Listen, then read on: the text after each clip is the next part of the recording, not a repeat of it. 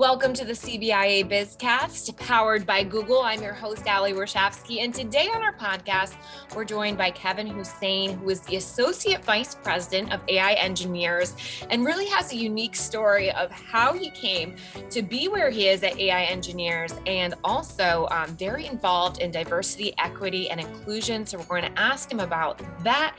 Kevin, welcome to the podcast. But before we go into anything else, I do want to congratulate you because you were just named, you're on the board of directors of the American Council of Engineer Companies of Connecticut, but named their 2022 Member of the Year. I think that's the first time they've ever even had that award, correct?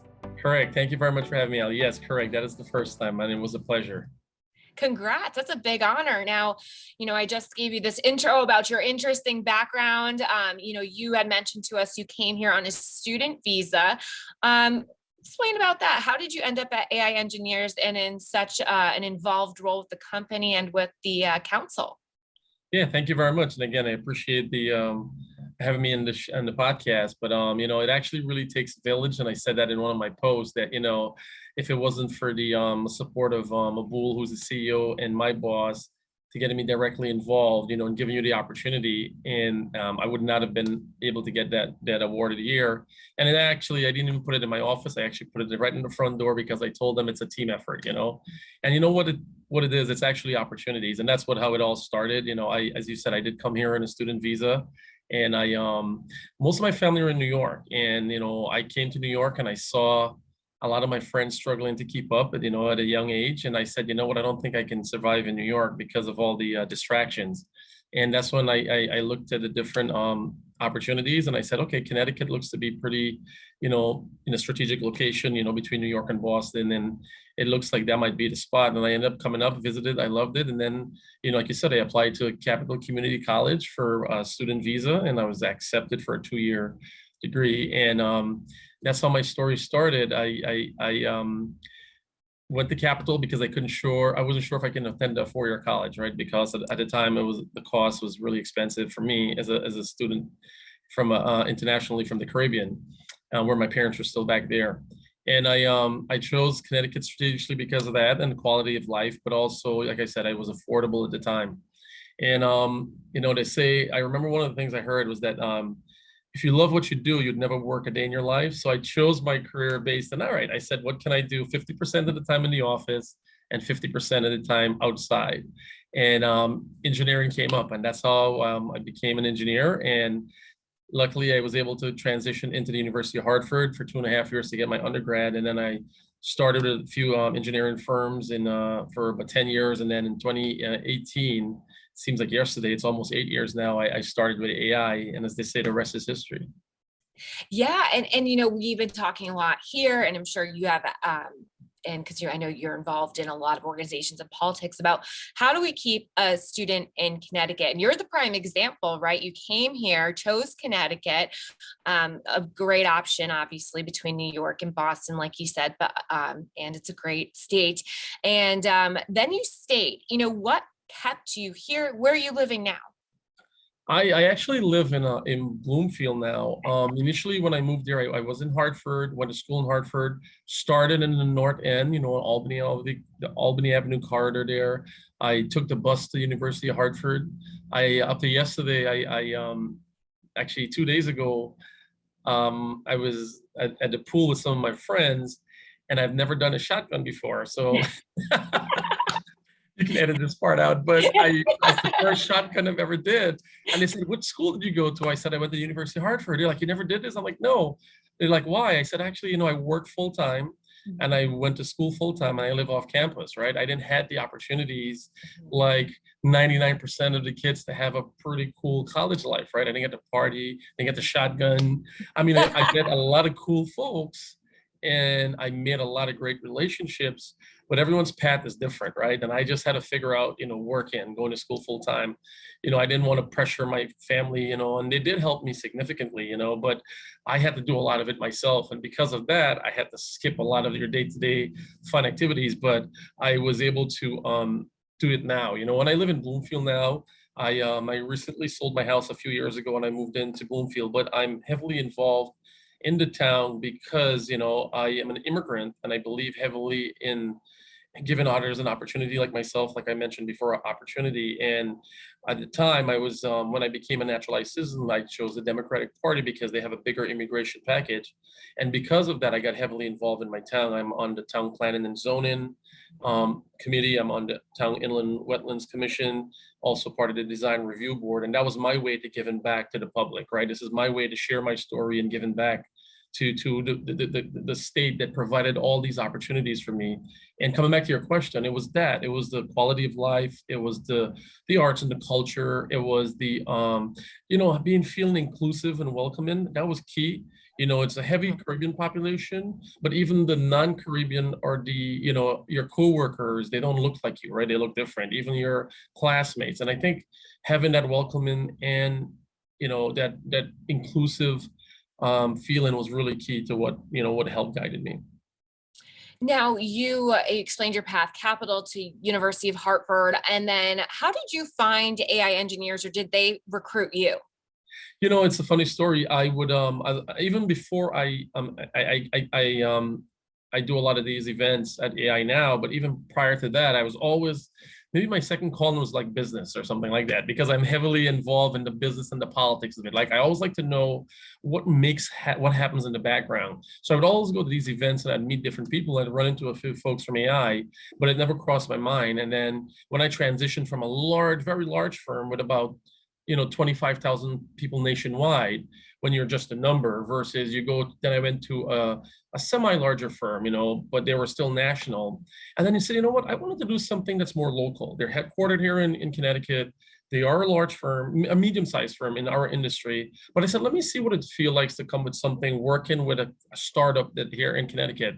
And it was the best decision in my life. It was, everyone, it's amazing because there is the CEO, but he gives us the opportunity to be mini CEOs, if you want to call it. He gives us the opportunity to do what you want, obviously make money for the company and obviously make an honest living, but it gives you the opportunity to be agile. And he preaches that a lot, right? We have a very agile organization. It's very fluid, because I always think, you can't take, a round block and put it into a square peg, right? It doesn't work like that. But if you be fluid, you can then be more versatile. And I think that's what we're doing and what we're prepared for the last 5 years, because the new workforce, the Gen Zs and millennials, they don't want to be cornered, right? Everything shows at your event, it shows that they want to be engaged in different and multifaceted type of jack of all trades. And I think that was one of the opportunities that AI presented, being with a mid-sized local firm. Mm-hmm. And you're a civil engineer by background. Now you're a senior manager of the bridge development team. I'm sure Connecticut's aging infrastructure might make up a big part of your job. Yes, absolutely. That's what I started on. And I started doing a lot of bridge inspections, and I actually climbed or traveled a lot over our local bridges. And it was one of the local bridge collapse in Connecticut that started actually the bridge inspection program nationally, where the FHWA, the Federal Highway, started this bridge inspection program. And we finally have the bill. As I said, we're always in front of the Special Transportation Committee. We're always in front of, trying to refill the Connecticut STF funds, the Special Transportation Funds. We tried to toll in. Well, we didn't try. We supported anything that helped with the revenue to fund the STF, the Special Transportation Fund. We supported. Toll-in came up, and we supported it because it supplied money. But now, luckily, President Biden and his legislators were able to pass the EJA, infrastructure bill. And though it's really great, and that's going to help us and put us in a good place, we have the challenge of the workforce, issues. But yes, I climbed a lot of the bridges in Connecticut. In fact, if I did a little, shut my video off, you'll see me on another bridge here. This one is actually in New York City, one of the East River bridges. I do a lot of work in New York City too. And but yeah, the infrastructure has been struggling for a year, neglected. We see recently what happened we see what happened in Pittsburgh, and we're trying not to make that happen again. And I think with this bill, it's going to help us with getting, putting the resources and the funding where it needs to be, and making sure improving our overall grade C or C minus now to an A or A plus after almost 50 years of neglect. So is AI seeing those infrastructure funds because of public-private partnerships with the state? They're contracting you to maybe take those drones out and inspect the bridges. How do you guys benefit from those funds? Yeah, well, we haven't done specifically any, like as you said, P3 public-private partnerships yet, but we've started to venture into that. But we are doing a lot of consulting. We are a consultant for the state DOT and other Connecticut agencies. And yes, they are in charge of that. And you're absolutely right. A lot of time when I travel, someone says, AI, or is that artificial intelligence? I said, we do artificial intelligence, but no, it's the owners of Bull Islam's name. I told him he can actually sell his name and probably make millions of dollars because everyone wants to buy AI, right? AI engineering. But honestly speaking, one of the big things that I saw when COVID hit, a lot of owners and asset managers and owners like the DOTs and the, other agencies, and I'll speak and through the entire East Coast from New York to Boston. I think they were very reluctant when COVID hit to explore different options. And when the technology part came in, like you mentioned, the drones and the 3D scanning and now artificial intelligence, it took off really fast because all of a sudden now everyone bought in because they realized there's a cultural shift. COVID has created this shift, in the climate, not only necessarily the climate, but in the entire industry, in all the industries, right? And the technology took off beyond what we would expect it. And now we actually deploy more technology because it is such a cost savings, right? What we can do before, now we're doing in almost a third of the time, which means that it's a savings there for the client, and they didn't have the money at the time. But the more important thing, it helps with safety. Instead of closing major highways and having 10 people out there, people speeding in the work zone, we can deploy the technology sometimes like the drones. We'll look at things in a more safer pattern. And then if we see something, now we go out there. So instead of being there 10 days, inconveniencing you and your commute to work, we can only go out there now 2 days or maybe 1 day and try to get most of it done that way. So the technology definitely is helping us with safety and costs. Yeah, and you obviously seem to like traveling up those large bridges, but for someone like me, if I could just send a drone there and not have to look down a few thousand feet, I might be better off. So I know that's the way the world is going, and I have worked with AI engineers so long, and I'm just putting together in this podcast, which maybe I shouldn't admit that AI stands for his name. So I don't know what it says about me. And probably, it says that I probably am not smart enough to be an engineer. So kudos to you. But that's really funny that he could sell that for artificial intelligence now. One of the big parts of your role, obviously, besides making sure the bridges are safe throughout the Northeast and East Coast, I should say, is diversity, equity, and inclusion at AI. And also you're on the committee for the American Council of Engineer Companies. Why is that a passion for you? I guess I could probably guess, you did come over here as an immigrant, but why are you still invested in increasing diversity, equity, and inclusion in your own company and throughout engineering companies? Yes, thanks. ACEC National, regionally and locally in Connecticut, where I am and part of the board, we embrace acceptance. We try to reject hate and affirm the values of diversity, equity, inclusion, and we add belonging, right? Because that's a big part of it too, right? And it just refers to our commitment to, improving the lives and the values, of these values, right? I think we need to uplift our industry folks, because I'll be honest with you, it is definitely a white male dominant industry. So what we're trying to do is trying to, help with programs to highlight, the importance of DEI&B in this industry. And there's different mission statements that we push, or different initiatives. We push like employee recruitment strategies that specifically encourage candidates from underprivileged and minority communities. As I said, I was in Hartford, so we're trying to hit a lot of we're trying to do a lot of scholarship. Like before, we had scholarship for anyone that's going into the engineering program, and recently we've added one has to be a minority scholarship. So that's another thing that we're trying to push, STEM in the high schools in areas that, that we don't see a lot of women or minorities or people of color coming out of, right? Especially LGBTQ persons and other representative, people in the engineering industry in Connecticut. We're trying to improve the workforce diversity. We're looking at, at all level of leadership, because if it doesn't start with the top, with the leaders buying in, it's all for nothing. Because if your leaders don't buy in on diversity, equity, inclusion, and belonging, honestly, it's going to be, it's going to be a field, so we need to get paths for leadership so they can see what needs to be done. Again, employee training initiatives are really big for us. We have to educate the people who are doing the topics too. We just can't say, oh, I have a DEI and B, but then you ask them and, they don't know. And then we encourage among other business partners too. So not only in our firm, any of our sub-consultants, any of our vendors, or anyone else, we try to say, hey, what's your DEI and B? And believe it or not, a lot of agencies now are scoring proposals and scoring businesses when you go after jobs.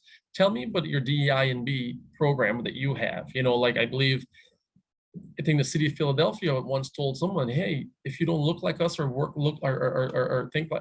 you don't look like us, we don't want you to work with us. And I know some folks might take that as, hey, that could be, a different issue, but the fact is that someone wants to see that women are being paid equally as men. They want to see what your minority breakdown is. They want to see, how much females in your staff, how many people of color is on your staff, and again, we're always promoting, active community outreach through specific programs, such as volunteerism, reinforcing through, like I mentioned, programs that as an example, other examples of how it can be done.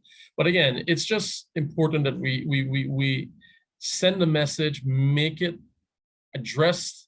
The other part is that, there is an unconscious bias in our industry and in everyone, in everyone, right? So we need to have those tough conversations. We need to bring up, like, why is there so much white people in this room, in a room full of white people, right?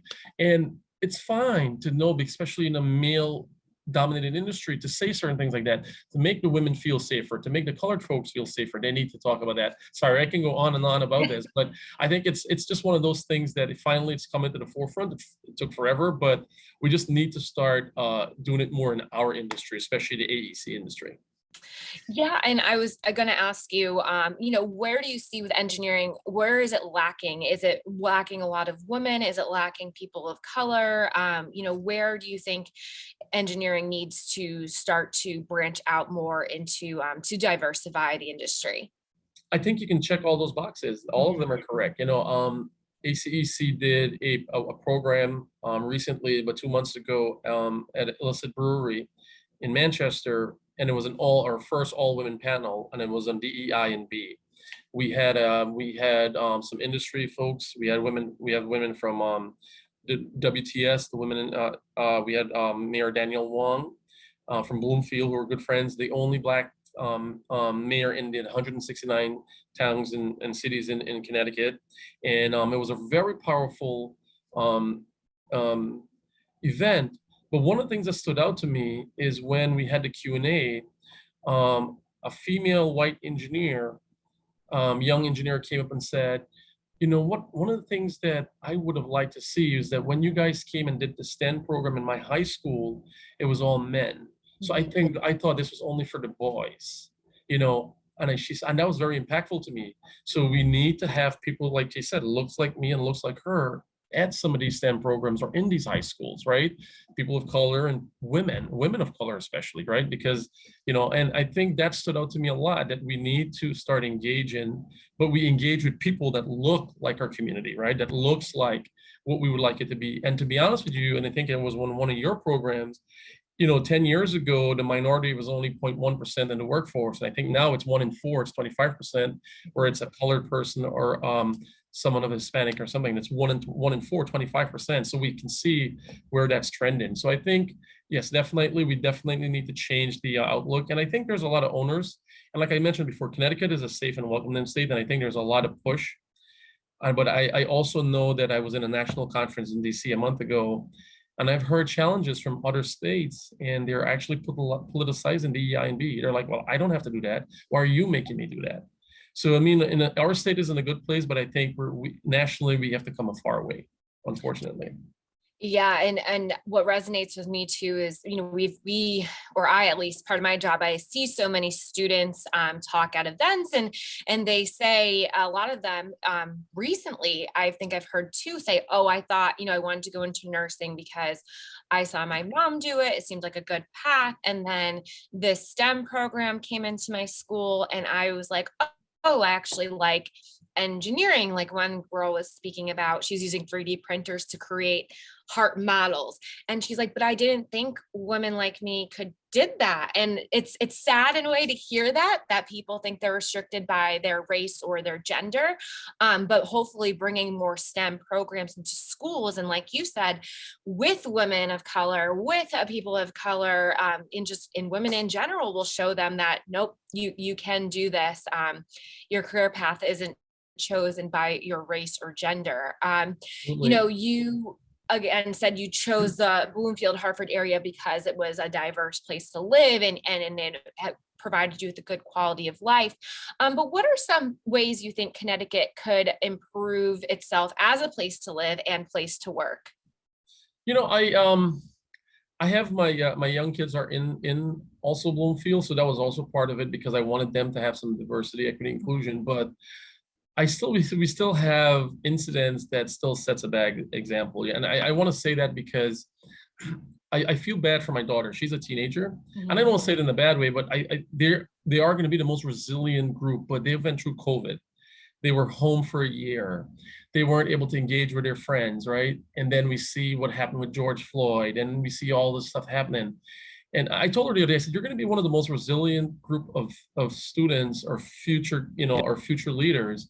And I still believe that. But honestly, the mental health challenges that they're having and all the challenges and what I found, with that, I think we're trending well. But then with COVID and everything that happened, I feel like they feel more targeted now. Like every little thing becomes an issue. And I try to explain to her that, they didn't mean it that way, but they're like, no, oh my God, this is a Karen, right? So I think that's one of the challenges that we have, that the younger generation are faced with all of our challenges, and it just goes downhill, right? Everything, all the bad stuff goes downhill, and they become the blunt of it. They see it, they feel it. So I think one of as much as I'm an engineer, one of the things I think we need to really focus on, especially with the Gen Zs, millennials, and younger folks, is their mental health. And I think that's going to be key to make it a more safer space and explain it and trying to get to them that you are going to be resilient. You guys are going to make it. And honestly, I recently was divorced too, right? In the pandemic, it's been almost 2 years. But I want her to know that, it wasn't because of the pandemic and the challenges, but some of it was, right? And, I think providing all these platforms and resources that we already have, strengthening them, is going to be one of the things that's going to help keep our kids and help keep business folks here, because your mental health program, providing tons of resources, having women have a choice of what they want to do, right? And all of this stuff that we continue doing. But, there's still some stuff that we need to push, and there's always going to be, a business decision to everything, like the cannabis resolution, right? I'm going to have it on my town planning and zoning this week. I love it once it's responsible, but there's going to be a lot of folks that don't. So I think as far as we are, there's a lot of challenges still that we have to overcome. But I think it starts with focusing on our younger generation, and they're going to be resilient. They're going to be really tough, but I think we need to still provide tons of resources for them, because in all their sectors, in engineering, nursing, whatever it is, they're going to be the foundation and the backbone. And if we don't start providing that core resources for them, it potentially could crumble. So. Yeah, I mean, jokingly, they're the ones who know how to use TikTok, right? Which is apparently the biggest thing in business now. So, but also, if we do want kids to stay here and they do feel like they have the resources they need to work on their mental health, whether it's the institutions they're going to, like a state college providing free mental health care, or their jobs, or just it being more affordable for them to receive it. You're right. They're not going to go out of state. They're going to stay here if they feel like they're taken care of here physically and mentally. So that's a really good point that I think we overlook sometimes, because the cost of mental health care is is insane, and so is life right now. So it's easy for kids to put it on the back burner, especially when they're young and starting out and maybe going to a community college and don't have, they're just worried about paying their tuition and not also, getting the therapy they might need. Exactly. And it's key. It's very key and it's very important. And I know we're diverging a little bit here from the engineering part of it, but I think it's a key component to, that's, as I mentioned, they're going to be the future nurses, engineers, architects, and we need to safeguard them, and protect them as much as we can. All right. So this is my last question for you, but say someone is listening to this, they are maybe a junior or senior in high school, maybe in a suburb or a city, and they're thinking about becoming an engineer, but they just see, oh my gosh, it's a lot of school. It's going to be expensive. What's your advice to them? I would say this, right? There's tons of challenges out there, but I always say go with the low-hanging fruit. I always say, I've never regretted any decisions I've made in my life, so I always go with the low-hanging fruit. But it's okay to step out and try new things and take on those challenges, right? Financially, try to secure yourself because you don't want to go into something that, you're going to have a $250,000 debt at the end of it. A lot of people are trending that way, but reach out, like I said, resources, talk to your counselors at college, see how many areas are in high school, how many opportunities are out there for scholarship. There's book scholarships, there's, they add up. You can apply to different type of organizations. Each one, has $1,000 scholarship or 2,000, they add up. Reach out to your local library. That's always the key area.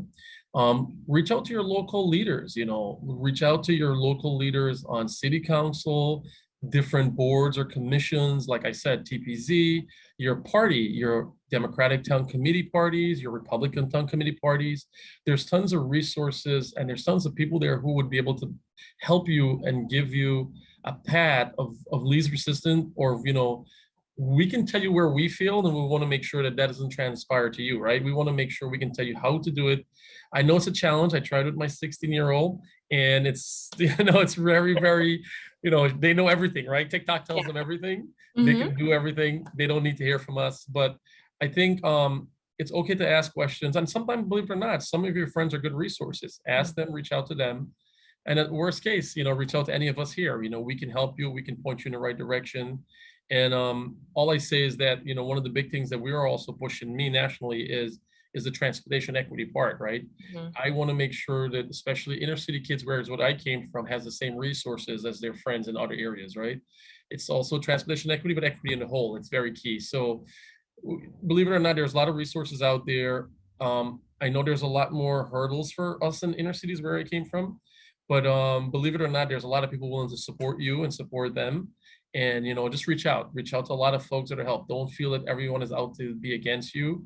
And even though the system is set up like that, there's tons of resources out there, but anyone can reach out to me anytime. I'll be happy to help out in any which way. And again, I grew up in Hartford, grew up in the Caribbean, came to Hartford, and, I lived in Albany for almost, 8 years and then moved to the South End. So I've lived in Hartford for a while. So, and technically I'm still in Hartford County because I'm in Bloomfield right now. So.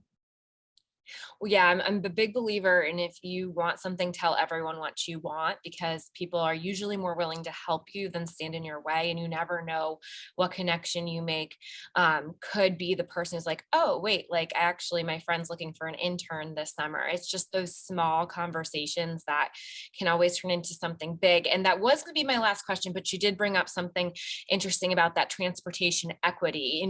Obviously, if you're in Hartford, it's accessible to go to community college at Capital. Might not be as easy depending on where you live. What are ways the state can fix that? Because there are, we were talking to a manufacturing company that's out in Westbrook, and they're like, yeah, we have tons of jobs, but there's no way to get here. And that is such an interesting problem. And it's a big problem for workers, but it's an even bigger problem for students if they feel like they can't get the education they need to even get the job out in the quote unquote country, No, absolutely. And as I said before, the reason I went to University of Hartford, honestly, because it was in the bus line. I went to Capitol, which was downtown. And I think at the time I used to take the T bus to go home, but I realized if I took the T bus for another 20 minutes, I can go to University of Hartford. And that's the only reason I chose the college. There wasn't a bus to UConn. There wasn't a bus to, University of Bridgeport, police from Hartford. So you're absolutely right.